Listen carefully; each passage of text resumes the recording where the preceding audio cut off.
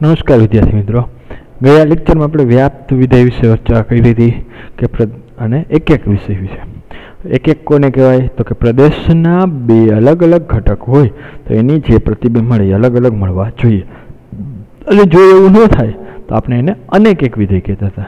बीजुं व्याप्त व्याप्त माटे सप्रदेशना दरेके दरेक घटक माटे प्रदेशमांथी मने कोईक एक एवो घटक मळे कि जेथी करीने एफ ऑफ एक्स बराबर वाय एटले जो प्रत्येक वाय बिलोंग्स टू वाय माटे कोईक एक्स बिलोंग्स टू एक प्रदेशमांथी मळे कि जेथी एफ ऑफ एक्स बराबर वाय थाय तो आपणे विधेयने व्याप्त विधेय कहेता हता। अने एना माटेना आपणे उदाहरण नंबर 7 ने उदाहरण नंबर 8 बेनो अभ्यास कर्यो हतो। तो आजे आपणे उदाहरण नंबर 9 नो अभ्यास करीशुं। तो जोईए उदाहरण नंबर 9 शुं कहे छे। तो के उदाहरण नंबर 9 साबित करो कि विधेय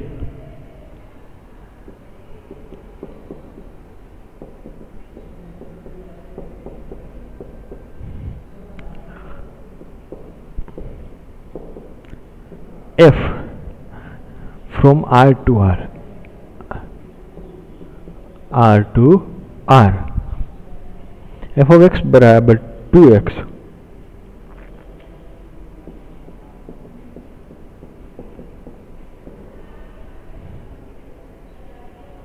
एक एक अन्य व्याप्त है।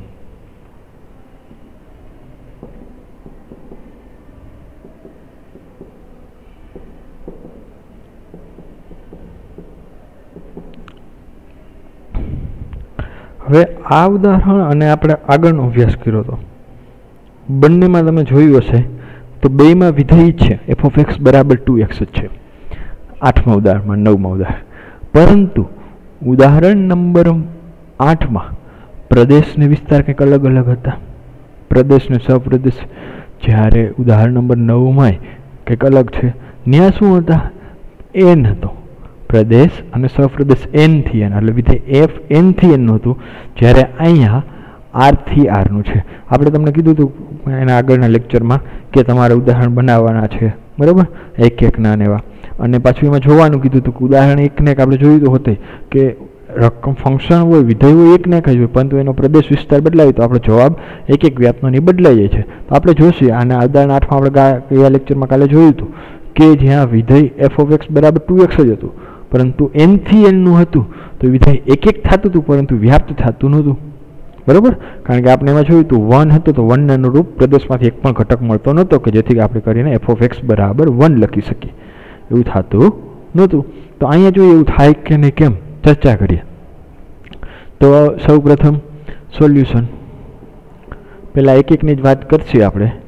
तो अहींया जेम बात करी व्याख्या प्रमाणे एक व्याख्या प्रमाणे ज आपणे जासी साबित करवा माटे तो कि अहींया प्रत्येक बे घटक लई x1 x2 belongs to R माटे आपणे केना शुं लखवानुं f ऑफ x1 बराबर f ऑफ x2।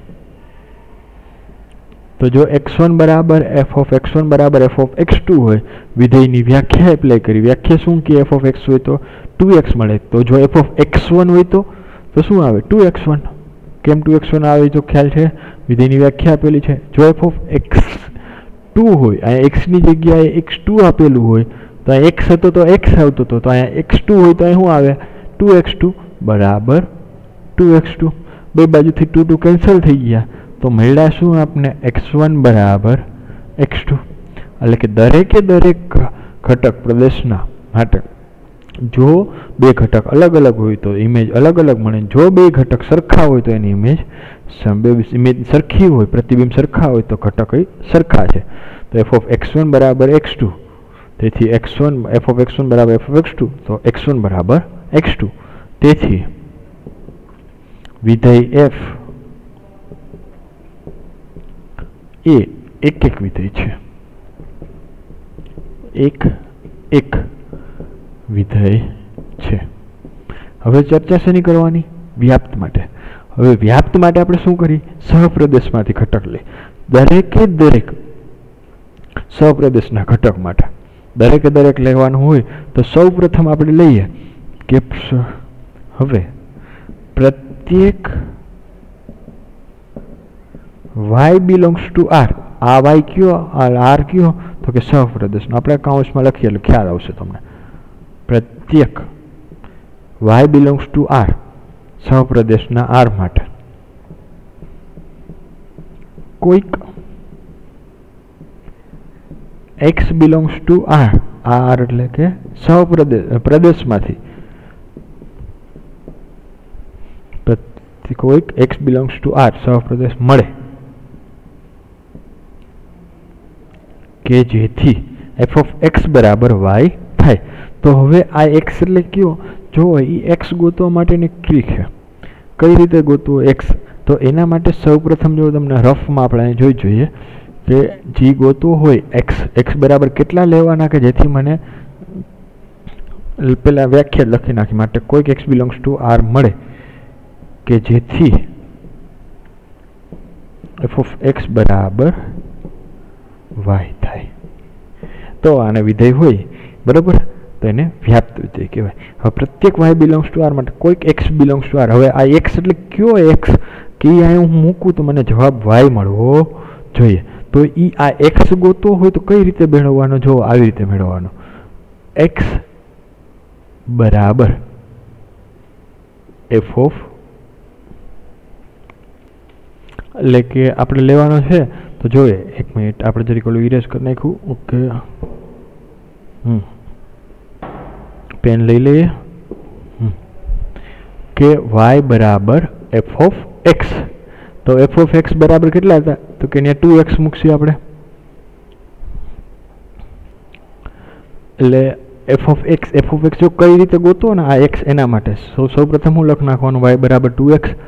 તો અહીંયા એફ ઓફ એક્સ બરાબર તો 2x, આપણે એક્સ ગોતો હોય તો એક્સને કરતા મેળવીએ તો કે કેટલા થાય y/2 બરાબર એક્સ. તો એક્સ બરાબર તમારે કેટલા લઈ લેવાના, y/2 લઈ લેવાના, એટલે તમારે એફ ઓફ એક્સ બરાબર વાય થઈ જશે. બરાબર, કઈ રીતે ફરી એક બે ઉદાહરણ જોઈશું તો ખ્યાલ આવશે કે જેથી એફ ઓફ એક્સ બરાબર વાય થાય. તો અહીંયા y બરાબર એક્સ બરાબર y/2 લેતા એફ ઓફ એક્સ બરાબર F of y/2, F of y/2 તો F of y/2 F of જો એક્સ હોય તો એક્સ 2x આપે, y/2 હશે તો આપણે શું આવશે 2 × y/2 બરાબર 2 કેન્સલ, તો એફ ઓફ એક્સ બરાબર વાય થઈ ગયું. તો એફ ઓફ એક્સ બરાબર y/2 લેતા એફ ઓફ એક્સ બરાબર વાય બરાબર. આમ એફ therefore એફ વ્યાપ્ત વિધેય છે. ક્લિયર આટલું? ઓકે, નેક્સ્ટ જોઈએ. હવે ઉદાહરણ નંબર 10 શું કહે છે, સાબિત કરો કે વિધેય એફ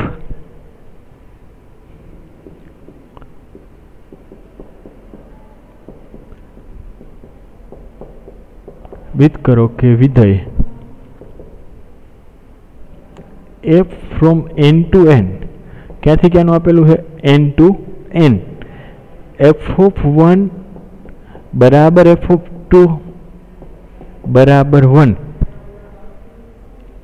અને પ્રત્યેક x greater than 2, એટલે જો દરેક જો x છે એ 2 કરતા મોટા હોય માટે f of x is equal to x minus 1 દ્વારા વ્યાખ્યાયિત હોય.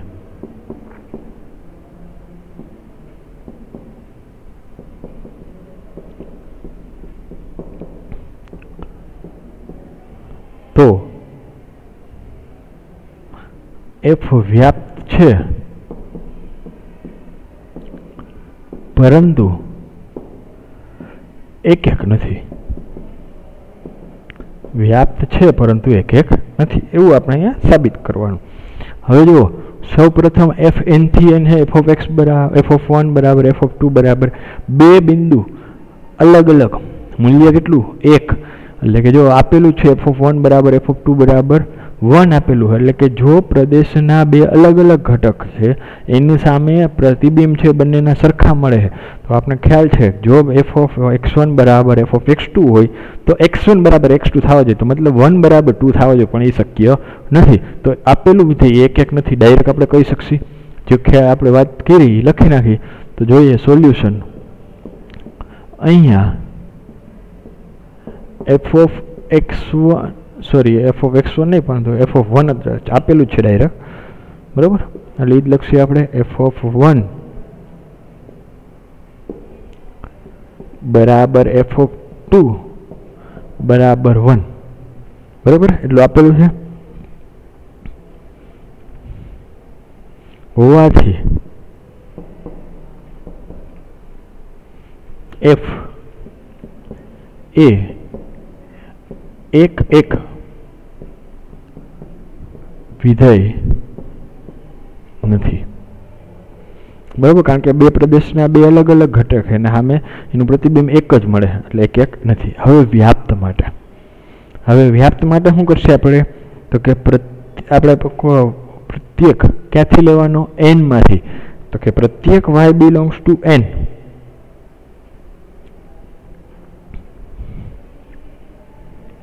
એટલે કે હવે y belongs to n કેનો? તો કે સહપ્રદેશ માટે. અને એ પાછો કેવો હોવો જોઈએ? 1 ન હોવો જોઈએ, કારણ કે આપણે કન્ડિશન આવી આપેલી છે કે x નું મૂલ્ય 2 કરતાં મોટું છે, તો y નોટ ઇક્વલ ટુ 1 માટે કેવો લેવાનો? x. તો આપણે હમણાં ચર્ચા કરી કે શું લખવાનું, પહેલાં રફમાં આપણે કરી જોઈએ અહીંયા સાઈડમાં કે y બરાબર f of x બરાબર f of x બરાબર શું આપેલું છે? તો કે x minus 1 x ની કિંમત મેળવો તો y બરાબર x minus 1, તો y plus 1 is equal to x. તો x બરાબર કેટલા લેવાના? y plus 1 માટે x બરાબર y plus 1 belongs to n. આ ક્યાંના? પ્રદેશ.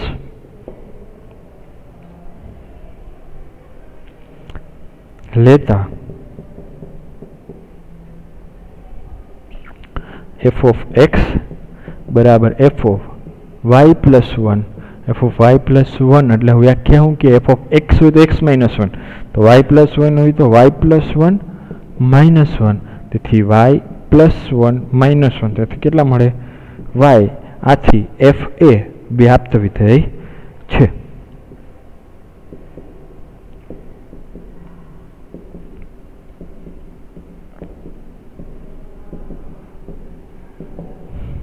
આ કઈ રીતે? આ જે છે એ જ મહત્વનું છે વ્યાપ્ત માટે.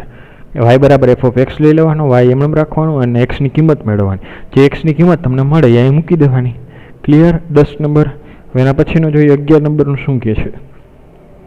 11 નંબરમાં એવું કીધું છે સાબિત કરો કે f ફ્રોમ r થી r f of x બરાબર x² દ્વારા વ્યાખ્યાયિત વિધેય એક પણ નથી અને વ્યાપ્ત પણ નથી.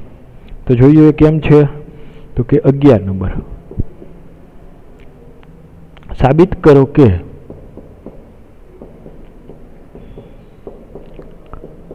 વિધેય f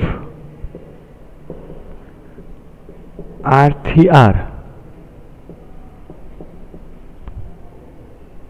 વિધેય f r થી r f of x બરાબર x². આપણે આની ચર્ચા કરી લીધી છે અગાઉ. f of x બરાબર x² દ્વારા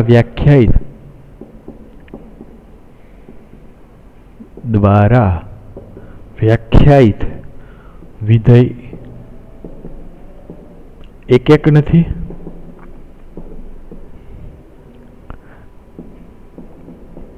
એક પણ નથી અને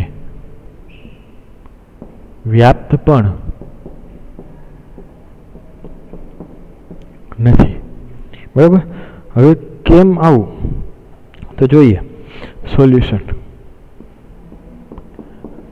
હવે અહીંયા પ્રદેશમાંથી તમે કોઈ પણ બે ઘટક લ્યો અને એની ઇમેજ કેવી આવશે? સરખી. હવે r આપેલો છે, જો n થી n નું હોત તો એક જ થઈ જાય, પરંતુ r છે એટલે ઋણ સંખ્યા લઈ અને વર્ગ કર્યો હોય તો આપણે ખ્યાલ છે કોઈ પણ ઋણ સંખ્યાનો વર્ગ કરી તો હંમેશા ધન આપવાની, એટલે કે 2 નો વર્ગ કરશું 4 આપશું, -2 નો વર્ગ કરીશ તો મને 4 જ મળવાના. તો કે પ્રદેશ એટલે કે આરના બે અલગ અલગ ઘટક છે, સામે મને વેલ્યુ મળે છે એ કેવી મળે છે? એક જ મળે છે.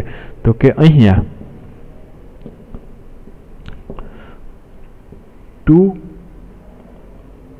અને -2 માટે તો કે f(2) બરાબર 4 બરાબર f(-2)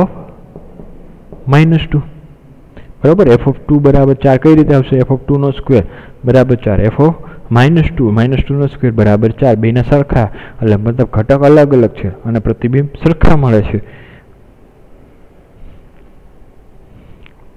તેથી આપેલ વિધેય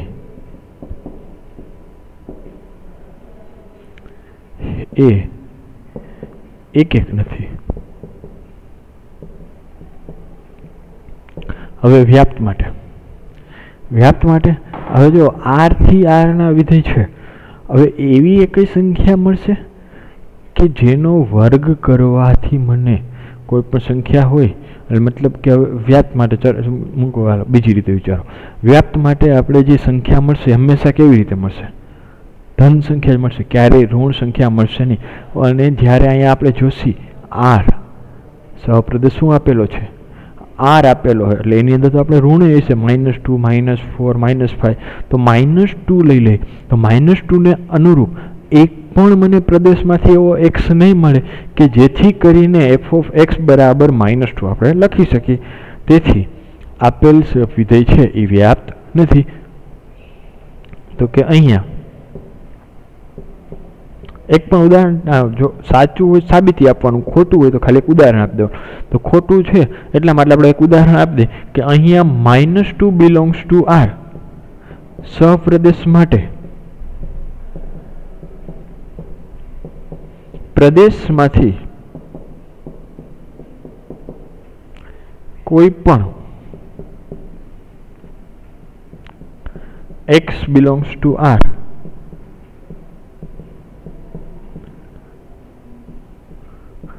મળતો નથી કે જેથી f(x) બરાબર -2 થાય. therefore f એ વ્યાપ્ત વિધેય નથી. ક્લિયર એટલું? ઓકે, આગળ જોઈએ. એના પછીનું 12 નંબરનું ઉદાહરણ શું કહે?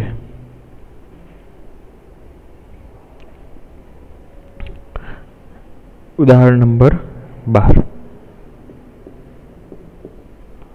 12 નંબરમાં એવું કીધું કે સાબિત કરો કે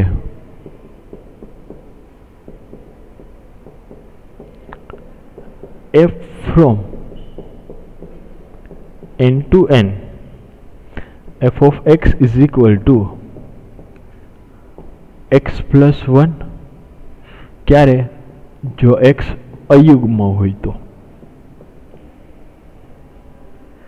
અને x minus 1 ક્યારે? જો x યુગ્મ હોય. એ એક અને વ્યાપ્ત છે. એ એક અને વ્યાપ્ત છે. તો આપેલ જે વિધેય છે એ આપણે એવું સાબિત કરવાનું કે એક અને વ્યાપ્ત છે. હવે જો ધારી લઈ કે શક્યતા પહેલા ચેક કરવાની, x વિધેય જે આપેલું છે કેવી રીતે વ્યાખ્યાયિત થાય? તો f(x) બરાબર x plus 1 ક્યારે? જો x અયુગ્મ હોય તો, અને જો x યુગ્મ હોય એટલે કે x જો યુગ્મ હોય તો x minus 1 લેવાનું. હવે તમે સપોઝ કરો કે એક સંખ્યા x1 x2, આપણે પેલા એક માટે બે સંખ્યા લઈ, x1 ને x2 કોઈ પણ લઈ, તો એમાંથી ધારો કે x1 સોલ્યુશન કે ધારો કે x1 અયુગ્મ છે અને x2 યુગ્મ સંખ્યા છે. તો આના માટે આપણે શું લઈએ? f(x1) બરાબર f(x2). बराबर। तो लईए कि एफ ऑफ x1 बराबर एफ ऑफ x2। तो हवे x1 बराबर x2 तो एफ ऑफ x1 हवे x1 अयुग्म होय तो कई व्याख्या एप्लाय करवानी? पहली। x अयुग्म होय तो पहली व्याख्या એટલે x+1। तो अहीं x1 केवुं है आपणे लीधुं है अयुग्म माटे शुं एप्लाय करशी? तो के x1+1 અને જો x2 યુગ્મ આપેલું છે x2 યુગ્મ હોય એટલે કે જો x યુગ્મ હોય તો કઈ વ્યાખ્યા એપ્લાય કરવાની? x -1। તો અહીંયા શું આવશે? x2 -1। આટલું ક્લિયર? ઓકે। હવે અહીંયા જો હવે આમાં આ x2 છે એની સાઈડ એમ રહેવા દે, આ -1 આ સાઈડ લઈ આવી તો શું આવે? 2 બરાબર x2 - x1 बराबर। हवे एक संख्या युग्म है एक संख्या अयुग्म है अन्य ए बन्नेनो तफावत करी तो बे आव्या ने बे केवी संख्या? युग्म संख्या है। तो मतलब के आपने ख्याल है जो अयुग्म संख्या बे अयुग्म संख्या होय एनो तफावत करो तो युग्म आवे, का तो एक संख्या बे संख्या है युग्म होय तो तफावत युग्म आवे, परंतु एक युग्म होय अन्य एक अयुग्म होय अन्य एनो तफावत तमे जो करो तो क्यारे युग्म संख्या आवे नहीं। तो आपणे जे धारेलुं होय એટલે આપણે જે આવ્યું એ ખોટું છે, તો મતલબ કે આપણે જે ધાર્યું હોય એ ખોટું હોય। આપણે જે ધાર્યું હતું કે x1 અયુગ્મ x2 યુગ્મ તો એ ખોટું હોઈ શકે, એટલે એવું શક્ય નથી। તો કોઈકને વિચારે સાહેબ એવું લીધો કે x2 અયુગ્મ x1 યુગ્મ લાઈન ચેક કરશો તો આવું જ કંઈક આવશે। तो एमां पण आवुं એટલે કે બે યુગ્મ સંખ્યાનો તફાવત કાં તો યુગ્મ આવે કાં તો બે અયુગ્મ સંખ્યાનો તફાવત યુગ્મ આવે। ઉદાહરણ તરીકે જો 5 લ્યો અને બીજી એક સંખ્યા 6 લ્યો, બરાબર। તો એ બે સંખ્યા એક યુગ્મ છે એક અયુગ્મ, એ બેનો તફાવત લ્યો તો 1 આવ્યો। બીજી કોઈ ધારો કે 10 લ્યો, બરાબર, યુગ્મ 15 અયુગ્મ, બેનો તફાવત 5। तो एक युग्म हो ने एक अयुग्म हो तफावत लो तो एनो तमने केवी संख्या मळे है? अयुग्म तफावत, क्या युग्म मळशे नहीं। जे शक्य लखी नाखो, जे शक्य नहीं, कारण के एक अयुग्म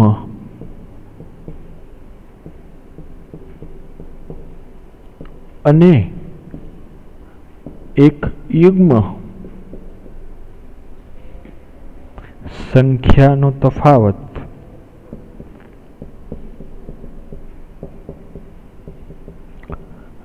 युग्म न मळे, बराबर।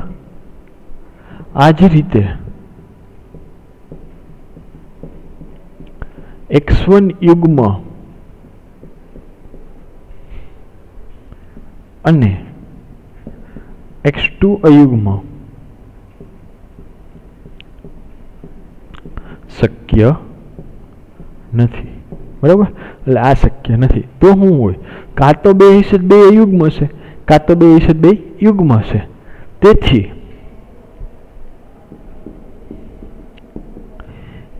x1 અને x2 બંને अयुग्म हशे, अयुग्म होय अथवा बन्ने युग्म होय। हवे धारो के बन्ने x1 અને x2 बन्ने अयुग्म होय, बन्ने केवा होय? अयुग्म होय तो शुं आवे?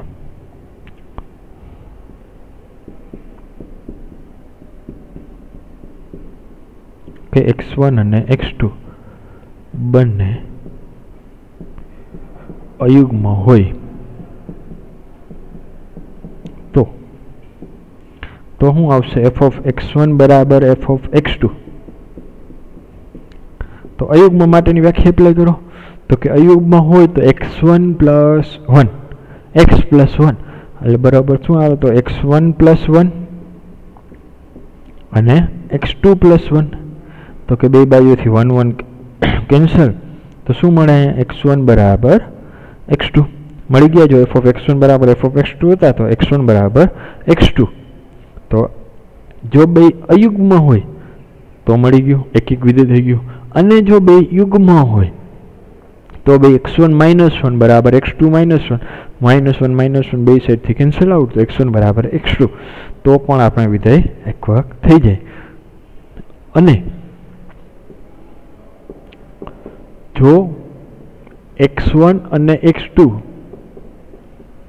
બંને યુગ્મ હોય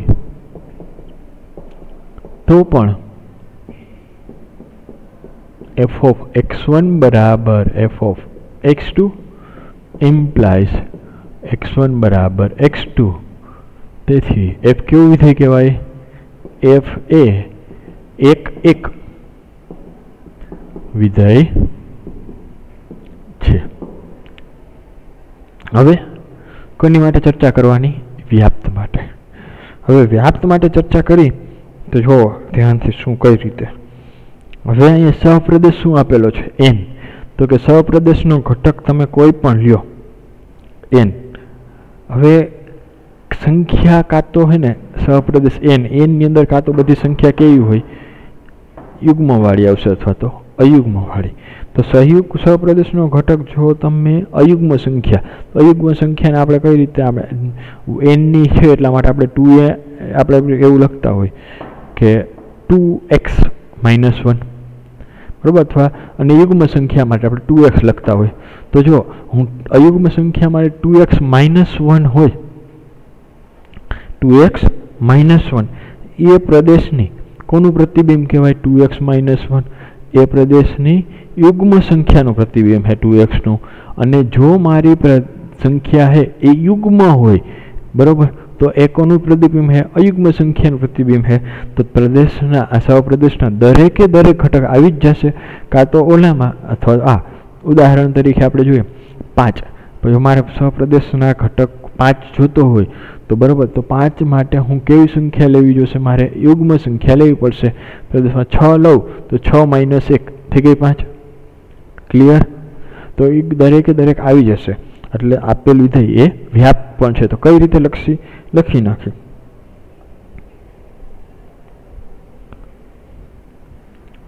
હવે સહપ્રદેશ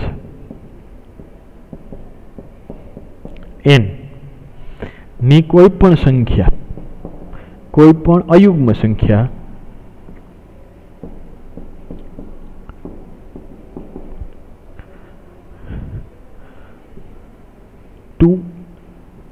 r -1 એ યુગ્મ સંખ્યા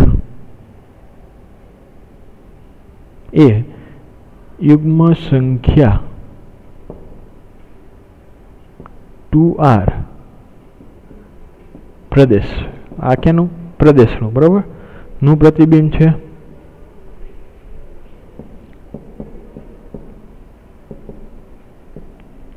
તેમજ સહપ્રદેશ n ની કોઈ પણ યુગ્મ સંખ્યા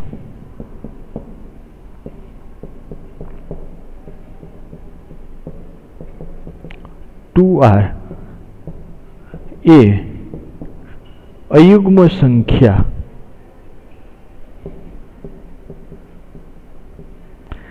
-1 અયુગ્મ સંખ્યા 2r -1 ક્યાંની? પ્રદેશ નું પ્રતિબિંબ છે. તેથી f એ વ્યાપ્ત વિધેય છે. ક્લિયર? અહીંયા સુધીનું એક અને વ્યાપ્ત. હવે આના પછીનું આપણે જોવાનું છે ઉદાહરણ નંબર 13. હવે 13માં શું કીધું છે? સાબિત કરો કે કોઈ પણ વ્યાપ્ત વિધેય f1 2 3 એ હંમેશા એક જ છે. જો વ્યાપ્ત વિધેય ઓકે 13 અને 14 છે ને એ બે એક સરખા છે. એક કામ કરી આપણે આજે અહીંયા સુધી રાખી, નેક્સ્ટ લેક્ચરમાં 13 14 ઉદાહરણ નંબર 13 થી આપણે અભ્યાસ કરીશું. કારણ કે 13 અને 14 બંને એક સરખા છે અને એ બે એક સરખા છે ને એના ઉપર હજી થોડુંક આપણે ચર્ચા કરવાની છે. બરાબર. તો તમે ટ્રાય કરજો, ખાલી રકમ વાંચજો નેક્સ્ટ લેક્ચરમાં આવે ત્યાં સુધીમાં કે કેવું શું કહેવા માગે છે. ઉદાહરણ નંબર 13 ને 14. હવે એમાં એવું કીધું છે કે વિધેય છે એ વ્યાપ્ત વિધેય અને F1 2 3 થી 1 2 3 એટલે કે એ કેવું કહેવાય, આપણે કહેવાય ને એનો અનંત વિધેય નથી, પ્રદેશ ને સહપ્રદેશ અનંત નથી. બરાબર. તો એવું વિધેય હોય, શાંત ગણ કહેવાય એને, કે શાંત ગણ હોય ત્યારે અને વ્યાપ્ત હોય તો એ હંમેશા એક એક થાય. અને એવી જ રીતે જો પ્રદેશ ને સહપ્રદેશ શાંત હોય વિધેયના અને એ એક એક હોય તો હંમેશા એ વ્યાપ્ત થાય. પરંતુ આનું ઉલટું, એટલે કે જો શાંત ન હોય ને અનંત ગણ હોય પ્રદેશ સહપ્રદેશ તો આવું સાચું નથી. કેમ? ઉદાહરણ નંબર જો આપણે 8માં જોયું. 8 નંબર છે, જો f of x બરાબર 2x વડે વ્યાખ્યાયિત વિધેય એક એક છે પરંતુ વ્યાપ્ત નથી. હવે એક એક વિધેય હોય અને જો n થી n નો પ્રદેશ આપેલો હોય, એની જગ્યાએ જો આપણે શાંત અને આ n થી n તો અનંત ગણ આપેલો, અનંત ગણની જગ્યાએ આપણે કોઈ નાનો આપેલ હોત તો નહીં જો એક એક હોત તો એ હંમેશા વ્યાપ્ત થાય. અને 10માં આના કરતાં ઉલટું છે. ઉદાહરણ નંબર 10માં એવું કીધું કે જો n થી n આ વિધેય છે એ વ્યાપ્ત છે પરંતુ એક એક નથી, કારણ કે પ્રદેશ સહપ્રદેશ કેવો આપેલા છે, અહીંયા અનંત આપેલા છે એટલા માટે. તો એક સાચું છે કેના માટે, કેના માટે નથી, 13 ને ઉદાહરણ નંબર 14માં છે. એની ચર્ચા કરીશું. અને એ પહેલાં કે તમારે સ્વાધ્યાય 1.2 એના જો બીજાની અંદર 1 થી 5 એક્ઝામ્પલ બરાબર એ આપેલા છે. એમાં f of x બરાબર x² વાળા છે અને x³ વાળા છે. અને એમાં ખાલી હું ફેર આપ્યો હોય, પ્રદેશ સહપ્રદેશ બદલાવ્યા છે. તો એ તમારે ટ્રાય કરવાની છે કેટલા થાય છે એમાં, કે એક એક છે ને એક એક નથી. ઓકે, તો થેન્ક યુ. નેક્સ્ટ લેક્ચરમાં આપણે મળીશું.